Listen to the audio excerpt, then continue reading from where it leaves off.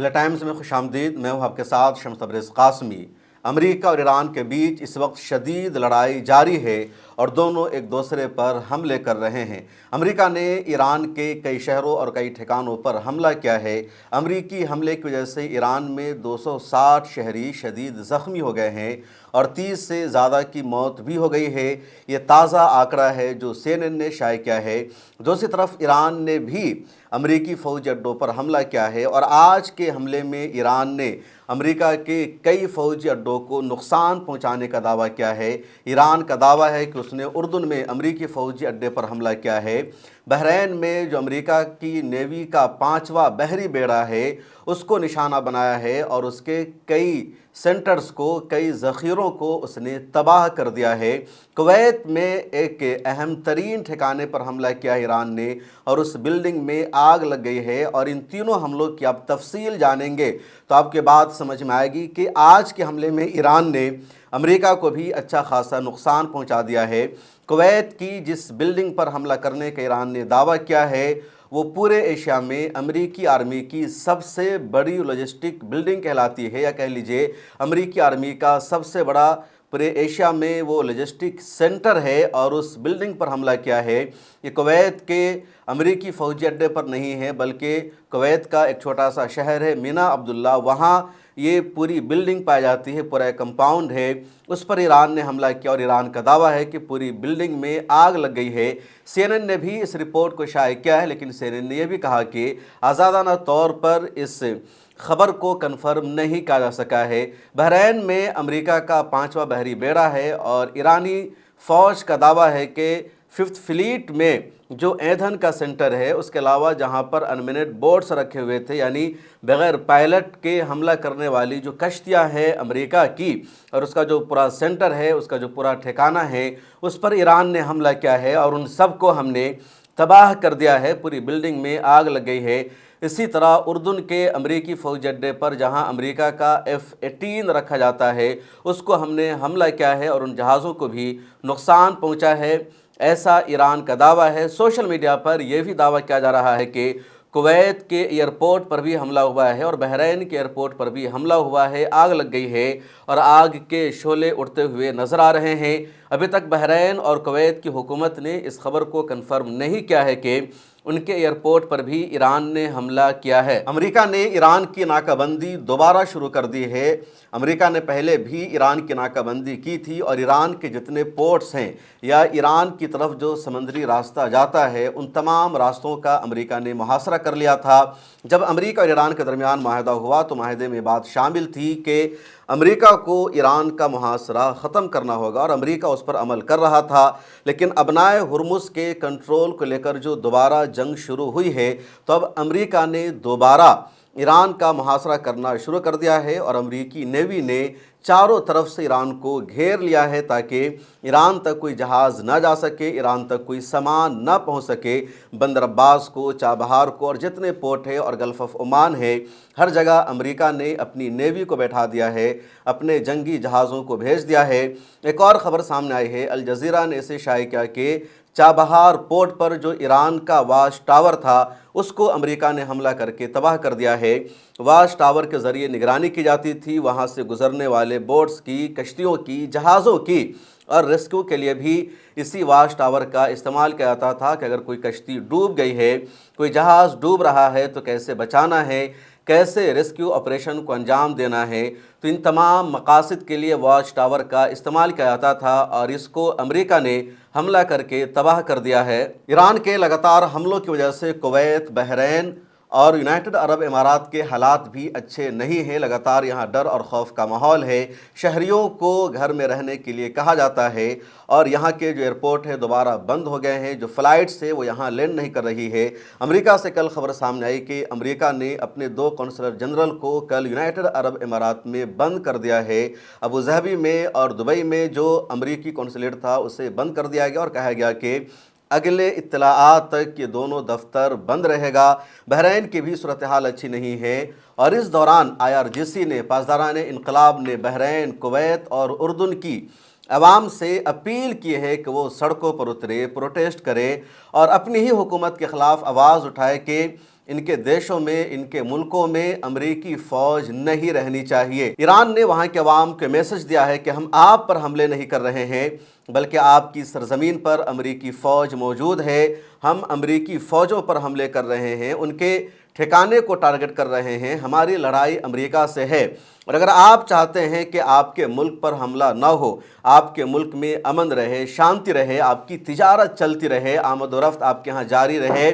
تو آپ کو آگے بڑھنا ہوگا اور سڑکوں پر نکل کر آواز اٹھانی ہوگی کہ آپ کی سرزمین پر امریکی فوج موجود نہ رہے، آپ کی حکومت امریکی آرمی کو اپنے ہاں سے نکال دے، تو پھر ہم آپ پر حملہ نہیں کریں گے۔ پاسداران انقلاب نے ایک طرح سے وہاں کے عوام کو یہ میسج دیا ہے کہ حملہ ہم آپ پر نہیں، امریکی فوجی اڈوں پر کر رہے ہیں۔ ادھر اردن سے ایک اور خبر سامنے آئی ہے۔ اردن کی حکومت کا دعویٰ ہے کہ ایران سے جتنا بیلسٹک میزائل آیا تھا ہم نے ہر ایک کو مار گرایا ہے، اور ایران کا کوئی بھی بیلسٹک میزائل ٹارگٹ پر جا کر نہیں لگا ہے۔ پاسداران انقلاب نے ایک اور اعلان کیا ہے، اور اعلان یہ ہے IRGC کا کہ امریکہ اور اس کے الائز کے جہازوں پر اب حملہ جاری رہے گا جب تک جنگ بندی نہیں ہو جاتی ہے یا امریکہ اس ریجن سے نہیں نکل جاتا ہے۔ خاص طور پر پاسداران انقلاب کا کہنا ہے کہ ایندھن لے کر جو بھی جہاز جائے گا،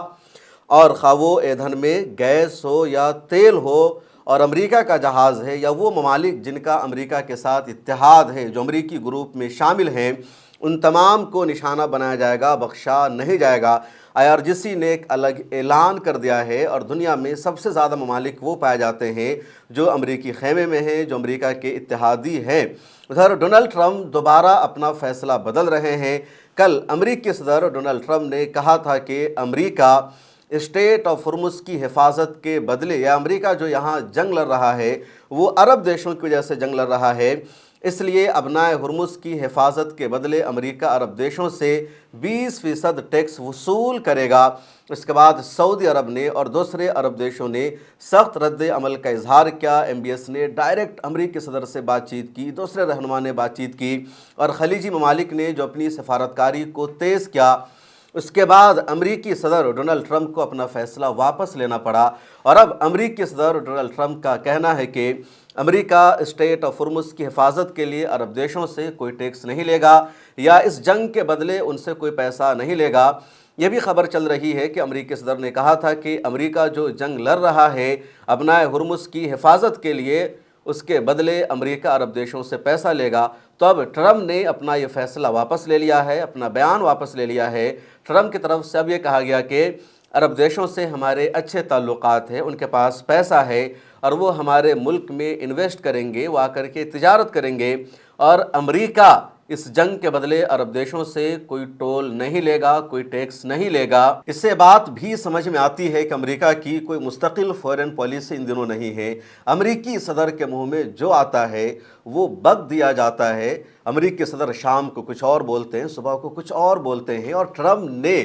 دنیا میں جو اپنی ذلت و رسوائی کرائی ہے اس کو بیان نہیں کیا جا سکتا۔ امریکہ خود کو دنیا کا سپر پاور کہلاتا ہے، پوری دنیا کا نظام چلانے کا دعویٰ کرتا ہے، اور اس کے صدر کے منہ میں جو آتا ہے وہ بول دیتا ہے، اور پھر وہی اپنے بیان کو واپس لیتے ہیں۔ اب یہاں پر بھی ایسا ہی ہوا ہے۔ امریکہ اور ایران کی اس تازہ لڑائی میں چین کا ایک اور بیان سامنے آیا ہے، اور چین کا جو اسٹیٹمنٹ ہے بہت زیادہ اہم ہے۔ چین نے کہا کہ امریکہ نے پوری دنیا کو خطرے میں ڈال دیا ہے، امریکہ کی وجہ سے پوری دنیا نئے کرائسس اور بحران کا سامنا کرے گی، اور یہ بیان دیا ہے چین کے سفیر ہے سن لی انہوں نے، اور ان کے اس بیان کے بعد امریکہ کا رد عمل سامنے آیا، اور امریکی سفیر نے یونائٹڈ نیشن میں یہ کہا کہ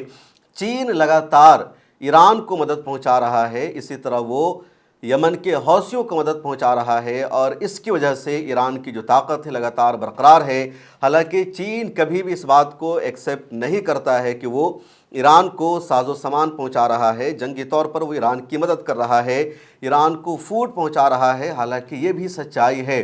کہ چین لگاتار ایران کی مدد کر رہا ہے، ایران تک جنگی ساز و سامان پہنچا رہا ہے، ٹیکنالوجی چین ایران کو دے رہا ہے، سیٹلائٹ کی جو تصویریں ہیں وہ بھی چین ایران کو دے رہا ہے، اور اسی وجہ سے ایران لگاتار امریکہ کے ساتھ اس جنگ میں ٹکا ہوا ہے۔ ایران چن چن کر امریکی فوجوں کو نشانہ بنا رہا ہے۔ IRGC نے ایک اور تازہ دعویٰ کیا کہ اس نے امریکہ کے ڈرون MQ-9 کو بھی حملہ کر کے تباہ کر دیا ہے، جو اردن میں رکھا ہوا تھا۔ حالانکہ امریکہ نے اس خبر کو کنفرم نہیں کیا ہے اور نہ ہی CNN یا دوسرے انٹرنیشنل میڈیا ہاؤسز نے اس خبر کو کنفرم کیا ہے۔ لیکن اب جو یہ لڑائی ہے ایک نئے فیز میں، نئے مرحلے میں داخل ہو چکی ہے اور ابنائے ہرمز لڑائی کا نیا میدان بن گیا ہے۔ سمندری جنگ اب شروع ہو رہی ہے اور اگلے دنوں میں لڑائی مزید آگے بڑھنے والی ہے، کیونکہ ایران اب بار بار یہی دعویٰ کر رہا ہے کہ اسٹریٹ آف ہرمز پر اسی کا کنٹرول رہے گا۔ ابنائے ہرمز سے کس جہاز کو گزرنا ہے اور کس کو نہیں گزرنا ہے، اس کا فیصلہ صرف ایران کرے گا۔ اور ادھر امریکہ، عرب ممالک اور دنیا بھر کے رہنما یہی کہہ رہے ہیں کہ اسٹریٹ آف ہرمز شروع سے ایک انٹرنیشنل روٹ رہا ہے، وہ عالمی گزرگاہ ہے، عالمی راہداری ہے، اس پر ایک ملک کا کنٹرول نہیں ہو سکتا، وہاں سے گزرنے والے جہازوں پر ٹیکس نہیں لگایا جا سکتا۔ Strait of Hormuz Persian Gulf کو گلف آف عمان سے، ریڈ سی سے اور عربین سی سے جوڑتا ہے، اور گلف کے کنارے جو ممالک ہیں، عربین گلف کے کنارے جن ملکوں کا وجود ہے، اگر اسٹریٹ آف ہرمز کو بند کر دیا جائے تو ان ملکوں کا حقہ پانی بند ہو جائے گا،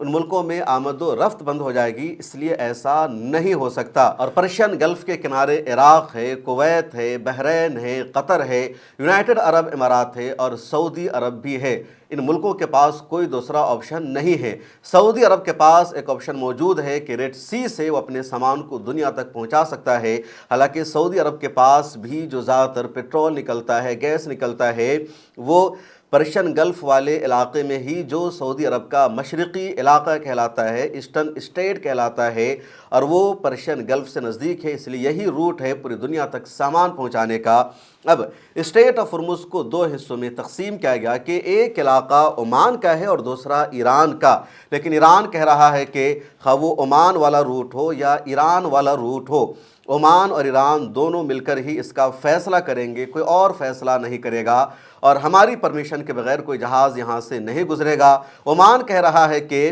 تم اپنی سائیڈ یعنی نارتھ روٹ میں جو چاہو فیصلہ کرو، جو ساؤتھ روٹ ہے، جو عمان کا ساحلی علاقہ ہے، اس کا فیصلہ ہم کریں گے، اور ہم اس کو فری رکھنا چاہتے ہیں۔ جس طرح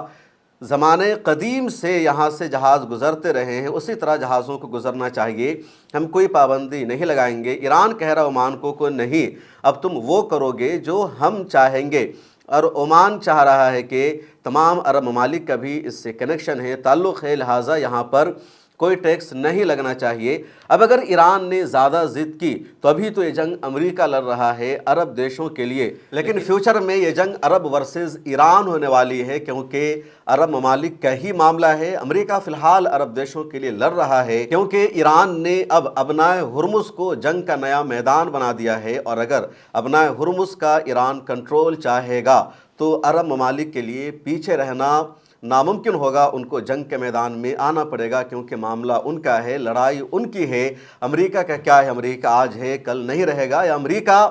جنگ لڑنے کے نام پر ان عرب ممالک سے پیسے وصولتا رہے گا، اور یہ عرب ممالک اسی طرح کنگال ہوتے جائیں گے۔ اس لیے اب عرب ممالک کے حق اور حقوق کا معاملہ آ گیا ہے۔